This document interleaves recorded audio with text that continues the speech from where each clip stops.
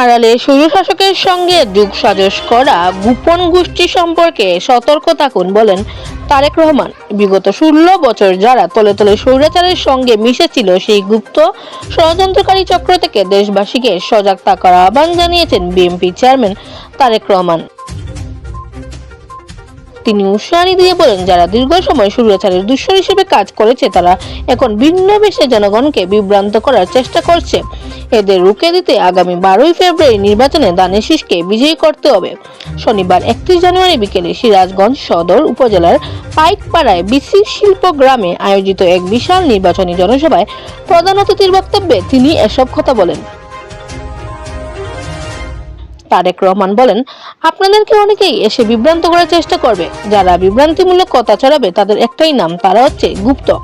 কারণ তাদের গত 16 বছর আমরা রাজপথে দেখি নাই, তারা তলে তলে তাদের সঙ্গে মিশেছিল, যারা 5 আগস্ট পালিয়ে গিয়েছে।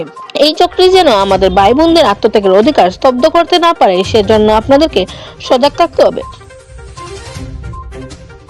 বক্তব্যের শুরুতেই তিনি ভোট ডাকাতির প্রতিবাদ করতে গিয়ে দৃষ্টিশক্তি আর মেরি এবং গত 1.5 দশকে গুম খুনের শিকার পরিবারগুলোর ত্যাগের কথা তুলে ধরেন। তিনি বলেন, স্বৈরাচারের পতন হয়েছে, এখন সময় দেশ করার। 71 সালে আমরা স্বাধীনতা অর্জন করেছি, 2024 সালে সেই স্বাধীনতাকে রক্ষা করেছি, এখন আমাদের সেই স্বাধীনতাকে অর্থবহ করে তুলতে হবে। জনসভায় তারেক রহমান দেশের মানুষের ভাগ্যোন্নয়নে বিএনপির ভবিষ্যৎ পরিকল্পনার ঘোষণা করেন। তিনি বলেন, বিএনপি ক্ষমতায় গেলে গৃহিণীদের ফ্যামিলি কার্ড, কৃষকদের কৃষক কার্ড এবং ইমাম মুয়াজ্জিন সহ সব ধর্মের গুরুদের জন্য মাসিক ভাতার ব্যবস্থা করা হবে।